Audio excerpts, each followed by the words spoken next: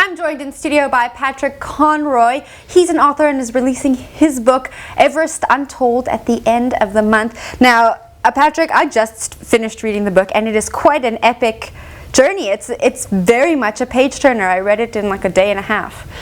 Thank you very much. That's a ringing endorsement. Yeah. Look, it was a book that I never meant to write, actually. The story began in 1996 when Talk Radio 702 sent me as a young reporter to cover the first Everest expedition, where the South Africans were attempting to climb the mountain. And I had no idea what I was in for. No, you really had no idea. 23 years old. Exactly. I'd never been in snow. My employer had no idea where they were sending me. And as you know, it ended up being the worst climbing season in Everest history until very recently. A record number of climbers were killed. A member of the South African expedition disappeared, and his body found only years later. So I was really stepping into a frozen kind of hell. And it took me 20 years to write the book. And in fact, I just thought, for a laugh, let me post every day 20 years later what happened on that day on Facebook. And it kind of just snowballed, if you'll excuse the pun. And next thing, I had people following me in Canada and Australia and New Zealand and Europe. And if I hadn't posted that next day's chapter online, I was getting harassed. So I finally listened to my wife after more than 10 years of marriage, and she said, "Look, just write that book already." So I used those posts and compiled them into a book. Fleshed it out a little bit more. We added photographs, and you'll be able to link to audio, via the publisher's website, and just brought that whole experience together into one book. And I called it Everest Untold because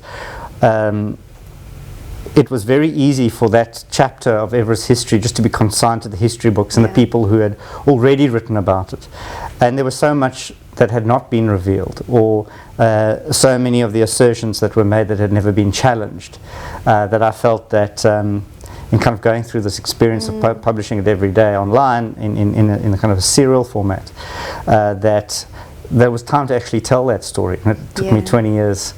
Well, 20 years later, remembering these very overwhelming experiences, these very emotional experiences, what was it like for you to step back 20 years and think about a time where I'm sure you didn't know what was going to happen next? You didn't know what the next day had in store for you. No, I mean, I wandered, cheerfully into base camp with a spring in my step, and within 12 hours the first climber was killed, and within 24 hours a further 8, and then more would follow. So it was I think the thing about writing the book is just thinking back and actually just realizing, wow, what an experience that actually was. I think I maybe took it for granted. I think we in the media business are kind of used to extreme experiences. Exactly. And so we just kind of brush it off nonchalantly. But in fact, looking back, I think, my son is closer to being 23 than I am. So, I just imagine,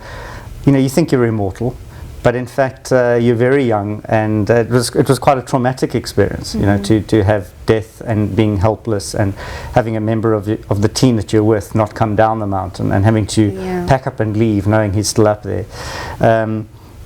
Just to kind of look back at that and think, well, how did you actually get through that? That was quite an amazing journey. I think that's what makes it such a page turner. I just didn't know what was coming next, and I really couldn't imagine myself being there, especially as a journalist.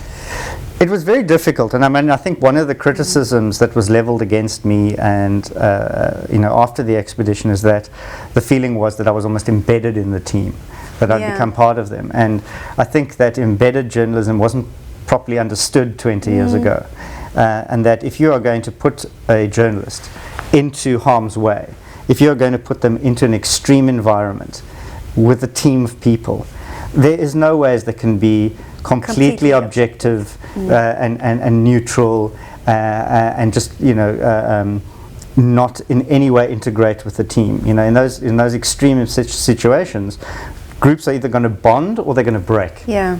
Your And survival instincts. you've got to make that call as to how do you function with this group. So it takes a lot of emotional intelligence to get on with a team in an extreme environment. And then in a traumatic experience where there's death, how do you cope? You can't, be a mountain critic in a real time. So when during the first storm in which the top mountaineers in the world were trapped and many were killed, without question, I got onto the radio and assisted with the rescue efforts and relayed messages and carried medical supplies over to the various doctors on the glacier to help treat the wounded and injured people coming down.